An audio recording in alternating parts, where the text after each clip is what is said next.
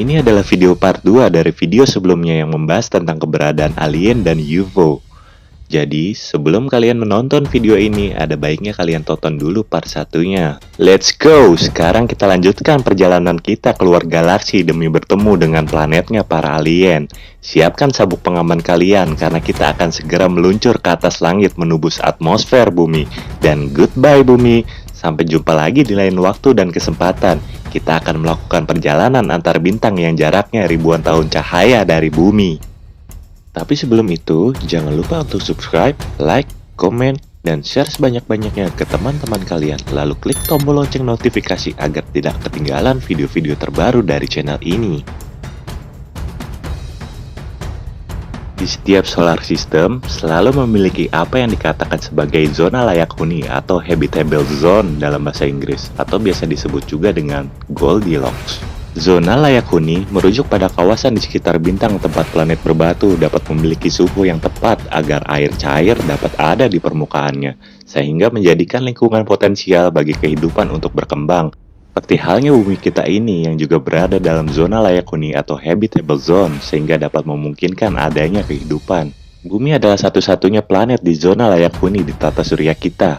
Merkurius dan Venus tidak berada di zona layak huni karena terlalu dekat dengan matahari, sehingga tidak dapat menampung air cair.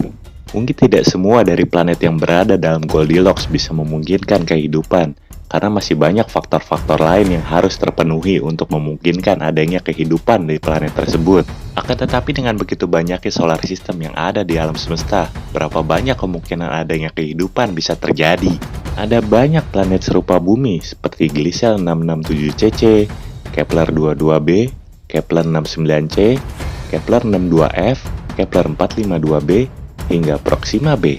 Adakah kehidupan di planet-planet tersebut? Salah satu galaksi yang ada adalah galaksi kita Bima Sakti atau galaksi Milky Way.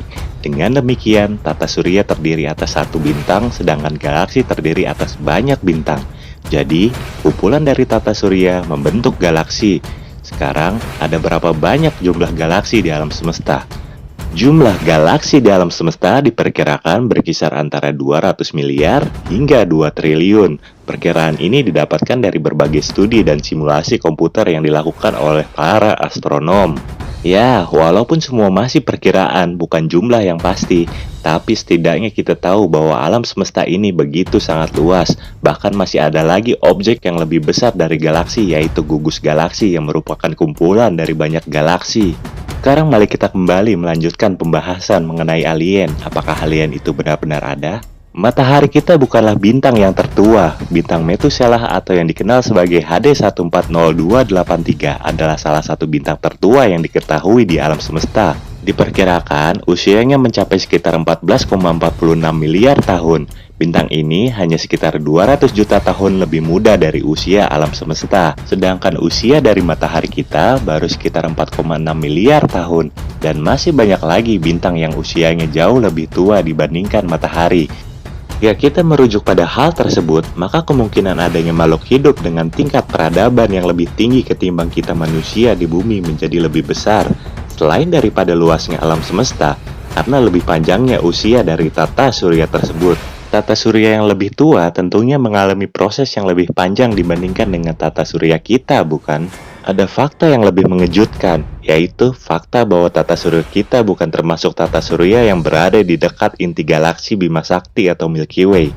Kita tidak berada di pusat galaksi, melainkan hanya berada di pinggiran. Ibarat sebuah kota, kita ini tinggal di Tangerang ataupun Bekasi, bukan di Jakarta. Jika merujuk pada hal ini, kita tahu bahwa pusat biasanya lebih maju ketimbang di pinggiran. Seperti halnya sebuah kota, apakah galaksi juga seperti itu? Tapi jika memang alien itu ada, jika memang ada makhluk yang lebih canggih atau maju peradabannya dibanding kita manusia di bumi, mengapa mereka tidak pernah berkunjung ke sini? Mengapa kita tidak pernah melihat mereka? Walaupun ada foto-foto atau video-video mengenai penampakan UFO atau alien, semua itu bisa dikatakan sebagai hoax belaka. Ada beberapa teori mengenai hal ini, salah satunya adalah peradaban maju dapat ditakdirkan untuk mandek atau mati sebelum mereka mendapatkan kesempatan berkunjung ke bumi. Hipotesis baru menunjukkan bahwa ketika peradaban penjelajahan luar angkasa tumbuh dalam skala dan perkembangan teknologi, mereka akhirnya mencapai titik krisis ketika inovasi tidak lagi memenuhi permintaan energi. Yang terjadi selanjutnya adalah kehancuran. Satu-satunya jalan alternatif adalah menolak model pertumbuhan yang pantang menyerah demi menjaga keseimbangan, tetapi dengan mengorbankan kemampuan peradaban untuk berkembang melintasi bintang. Atau kalian mempunyai teori lainnya? Coba tuliskan pendapat kalian di kolom komentar. Yang pasti segala kemungkinan itu bisa saja terjadi. Jangan dulu menganggap sesuatu itu tidak ada hanya karena kita tidak pernah melihatnya. Karena belum tentu apa yang tidak kita lihat itu nyatanya benar-benar tidak ada. Kita hanya manusia yang memiliki banyak keterbatasan. Segala akal dan logika yang kita miliki tidak akan bisa melampaui Tuhan. Hanya Tuhanlah yang Maha Tahu segalanya.